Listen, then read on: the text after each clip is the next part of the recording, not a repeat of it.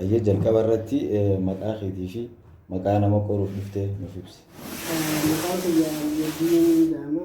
Maqaan nama qoruuti dhufes jaalallee kiyya Munaa jedhamti. Munaadhaan yoo dogongoru baate. Gaaffii akkasii gaafachuu barbaanne sitti ulfaachuu baate. Hayyee gaafadha. Maal seeta nama si jaalatu tokkotu as na biratti argama. Namni isiin tuni akka malee wal jaalannee seenaa dillata kanaa hime. Namni san eenyu itti yaaddamee ati nama jaalattu ni qabdaa? Eenyu jennaan gaamee nama san maqaa isaa nuuf ibsuu dandeessaa fi iddoo inni jiraatu? Magaalaa Baabbilee jiraata. Maqaan isaa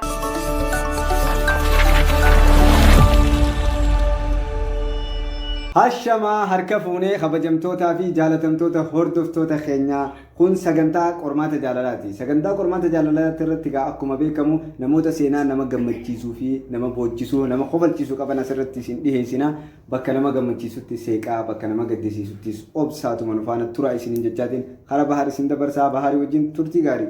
Hayyee akkuma badillee isin ibsatti namoota seenaa jaalalaa addaa qaban asirratti afeerreetti gaaffilee takka takka kan gaafannu. Jidduun gaafii wal daddabarsaa haasawaa isaa irrattis waan gaafii nutti ta'u isinis waan gaafii isinitti ta'u komentii jala nu barreessaa isiniin jenna. Har'aas keessummaa haaraa qabanneeti isiniif dhufne keessummaa keenya baga nagaan dhufte. Hayyee jalqaba irratti maqaa keetii fi maqaa nama qoruuf dhuftee nuuf ibsi. Maqaan kiyya Yediin jedhama. Maqaan nama qoruuti dhufes jaalallee kiyya Munaa jedhamti. Siita nagaamee akkaataatti wal barsan akkaataatti wal bartan fi mudannoo takka takka nuu himiti hara gaaffiitiin si deemachi booda. Wal barnoonni kiyyaaf akkasiitillee manuma barnootaa keessatti barnoota nutuma baratee raftii gabbee akkuma gabbaanitti tanuma waan akka chokolaataatii fi naanna'aa karameellaa laallattee ol deebi'u jirtu argee akkumaan argee bakka akkuma tokko dasna jettee ta'a. Nama saabdi jechuudha. Odi haala siitii fi kanaaf bareeda. Salmoodi bakka akka tokko na saabdee baay'ee takka rifadhe dhugaan isii argee. Ilmaan haa taate keessa. Odi takka onni na dho'attee bakka anumaaf taatee ichi booda faanuma siitiin dha'uchuu eegalee siin jira. Hara isiin deemtutti. Bakka isiin deemtutti jalumaan jira. Jaalala keessa maashaallah. Egaa gaaffii takkattiin si oofaa. Gaaffiin teenyatu wanni jettu jaalallee tantee tana siitu xabbase moo isiitu si xabbase? Sababni wal barnoota keessaniifoo wanni sababa ta'e himaani waan lamaan tana wal qabsiiftee akka nu deebistu kabajamuu keenya. Galatoomaadha. Naafisii wal barnoonni keenya akkumaan oguu duraa gabbee harketti faana dhawwadde isii tana hoggaan harkee baay'ee hedduu tokko waan sodaadhu jecha guyyoo jala deemaa hoggaa isiin galtu hamma isiin galtuutiin jala deema achii booda bakka galeetumaan furmaata dhawachee galee akkaataan isii tanaa hojiitti wal quunnamu furmaata dhawachee galee achii booda karaa nutti dhufuun hoggaan dhabee saayibtittii isiitiin faana dhawe. Saayibtittii isiitirraan niin harkan dhahecha jiru jechaadha. Sanii bakka saayibtittii isii hordofee saayibtittii isii hojii walii galee jechuudha. Saayibtittii isii hoggaa hojii walii galee saayibtittii isii dubbisee. Bakka saayibtittii isiitiin akka wal nu quunnamsiistu jeetiin itti hime saayibtittiin isiitis bakka ni taa'ettee odee waliif keessa nu laalu eegaltee jiru isiis sana fayyaa odeetti ishimu. Isiisan daayireekti yeroo gaafii isiisanitti himtu saayibtittii tanaatu naatee akkanaanaaf wanti jettee tumatti himte nu wal barsiisu namni beekte akka hedduutti wal barreessa. Geeleen teetuun naa taatee jirti naaf irraa fixii fi wal nu barsiisee kajoolcha. Dhugaadhaa ani garuu naarraa fixillee ni ulfaata oode garuu geelee teetana hedduu akkanaa taate silaa akka saayibaatitti akkumaan si hojjaa saawunaa hojii haasoo itti dasna jaan jeeni. Bakka akka saayibummaatti jeeniitiin isiidhaan geelee isiitiin. Walitti isin fiddee jechuu isin wal isin barsiifte. Akkuma geelee Usmaan isii hojii deemu bakka kaanaaf geeleen isii saayiba taane isiin isa gartee achirraan na dubbisuu eegaltee jechaadha. Bilbilaan wal quunnamta immoo lafuma irratti wal dubbisuu eegalta yeroo jalqabaa. Yeroo jalqabaatiif dura akkanumatti lafarra wal dubbisuu eegalle. Kanaafuu jaalallee teetana siitu xabbasee dannee qaban. Naatu xabbasee jii qabadha. Bareedaadha. Tole wal barnoota keessan kanarraa eegalee akkaataa jaalala keessatti mudannoolee qabdan kan nama gaddisiisu ta'ee kan nama kofalchiisu ta'ee kan namatti tolu jettee yaaddu takka takka nuuf ibsiti. San booda hanga wajjin jirtan keessatti waan irraa gammaddu takka takka waan irraa dasi jiru ati waan akka mataatti qabanu takka nuuf ibsi. Isii tanarraa jaallattu jechuudha. Ati yeroo hundaa taniin ishiirraa jaaladhu yeroo na yaamtu faana dasna'itti. Gammachuu si dhagaa. Baay'ee takka. Bakka kaffana gootee anaa kana mooraalii naggaluuf jecha maqaa guddaa tokko naa kan ittiin na yaamte waan ta'eef jecha bakka hoggaa isiin na yaamte hedduu akkaan gammada dasna'itti. Bareeda. Mudannoo hin qabdan? Mudannoo illee ati dila sun. Jaalala keessatti. Mudannoo ati wanni takka takka nama qunnamuun nama jirti miti. Ati mudannoo takka takka nama itti sila.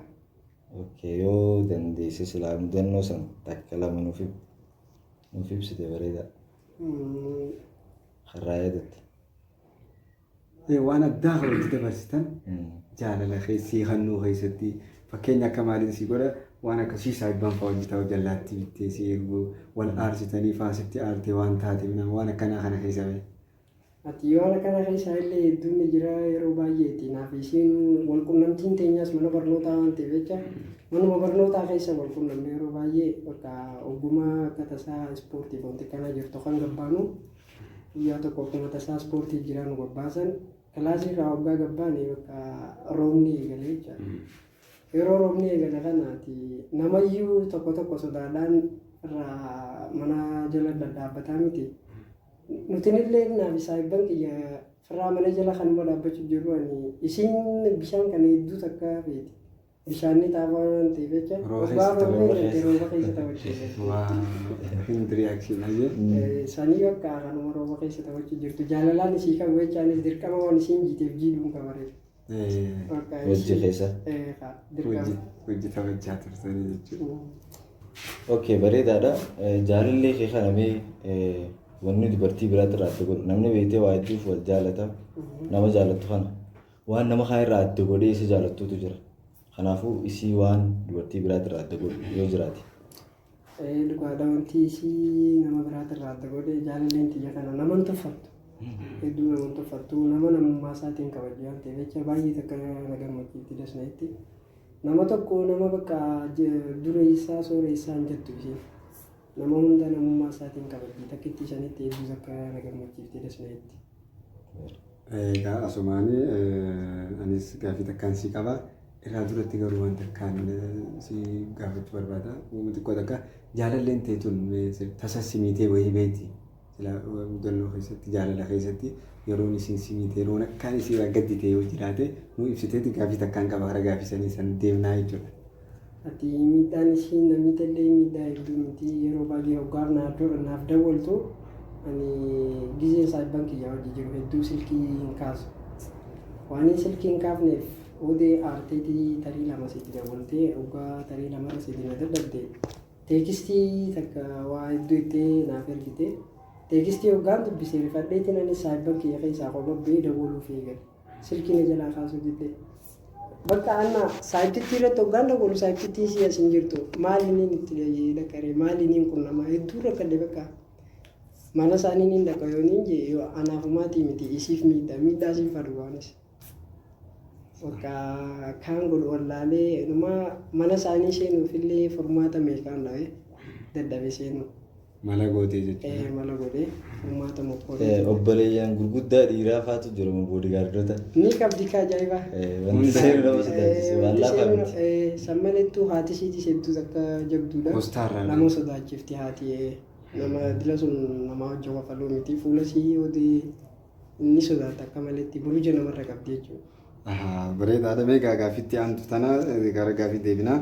Gaaffiin teenya tuni maal jetti seeta jaalallee teetana rabbi sittiin godhiniiti silaa kaleen isii lachuu bishaan goote yookaan feel taate jechuudha.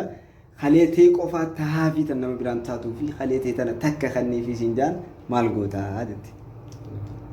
Kalee xiyyatanillee natti ni ulfaata garuu isiillee na taatee takka kannuu fi nati isiif kanneen hin miidhamu qaba. Yen takka qofa waan ta'eef. Takkaan jiraachuu dandeessaa bargaroota. Ni dandee jiraachuu maaliin beekaa bara. Akkaan jiraachuu danda'u lamaan makiyyaan silaayin fayyaa deemee isii tabiroo laalee beekti yaadaanis. Isii dhabuu irra biyyaatu. Aan dhabu isiis. Isii amma kalee lachuun qabdu. Kalee wanti qofa taa'u jira. Tiyya qofa. Tamuyyee qofa. Kalee muyyee malee hin taatu. Dirqamni amma kannuun irra jira jechuudha. Yoo ati kannuu fi baatte carraa addunyaa irratti hafuu rabbiin godhiniiti hin qabdu isiin yoo ati kannuu fi baatte namni biraa Kalee tan amma yoo dhabde carraa addunyaa irraa galuu qabdi jechuudha.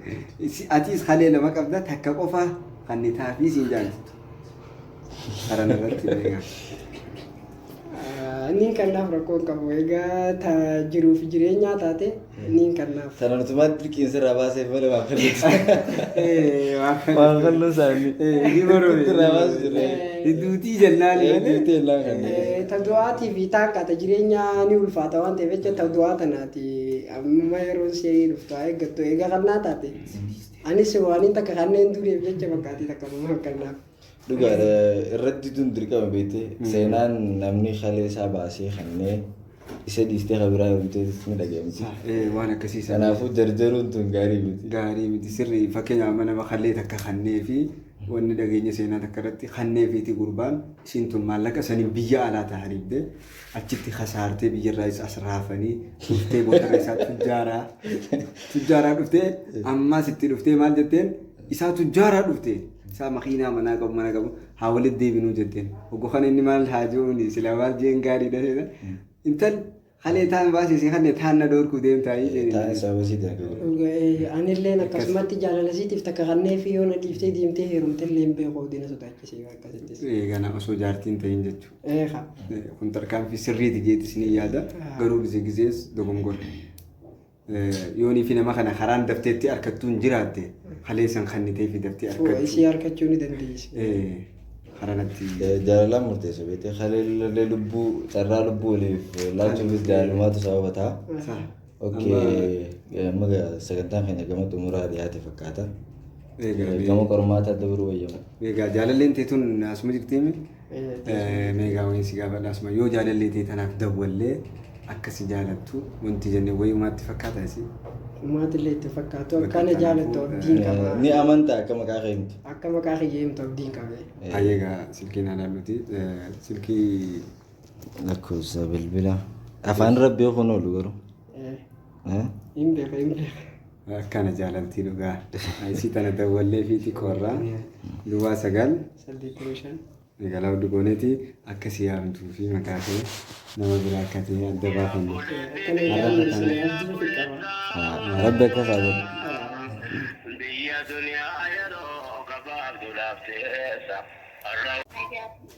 Fayyaadha. Munaadhaa mi'oon dogongora baale. Sagantaa qormaata jaalalaati irraa si dawwalu jirra. Gaaffii takka si gaafachuu barbaanne sitti ulfaachuu baate. Maal seeta nama si jaalatu tokkotu as na biratti argama. Namni isiin tuni akka malee wal jaalannee seenaa dillata kanaa hime. Namni san eenyu itti yaaddamee ati nama jaalattu ni qabdaa?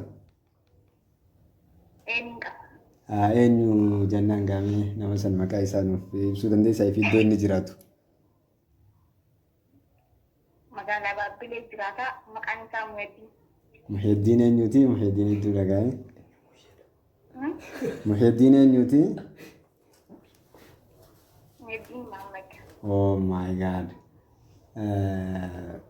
Akkasuma gaamee kabajamaa keenya kun keessumaa keenya nu biratti argama. Akka Muheddin ta'ee fi akka nama biraa ta'ee ittiin si kanna adda baafattaa jechuudha. Jee galatoome.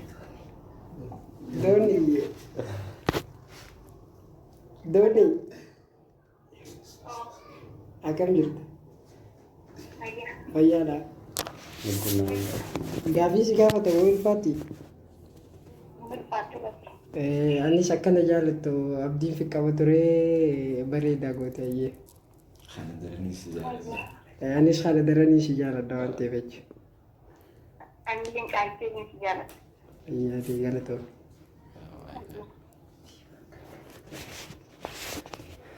Rabbi si baase abbaa jarraati. Daawwataa keenya tokko as dura waan addaatiin mudatee. Sagantaa keenya ka jalqabaa miira addaatiin eegalame lammaffaa carraan tole. Carraan tole kanaafuu kaa'amee daawwattoota keenya kaa sagantaan teenyaa tan sagantaan qormaata jaalalaa tana fakkaatti anaa fi baharii warri sagantaa isiniif dhiyeessaa ture keessumaa keenyaas muyyeedha. Egaa akkasuma namoota adda addaa nu faana jira guddaa sagantaa keenya akkatti bohaartan abdiin qaba beela har'a nurraa godhan. Egaa daawwattoota keenya kanaara waan dheeressu qabnu sagantaa keenya akka hordofuuf jirtan abdii qabna. Takka lama jettee lammaffaarra jirti sagantaan keenya kanaa ol akka itti fuftuuf laayik sheer sabskiraayib godhuudhaan jajjabeessaa yaada qabdan koomentii jala nuuf kaa'aa isiniin jenna hanga sagantaa keenya sadaffaatti walitti deebinutti nagaan nuuf turaa isiniin jenna.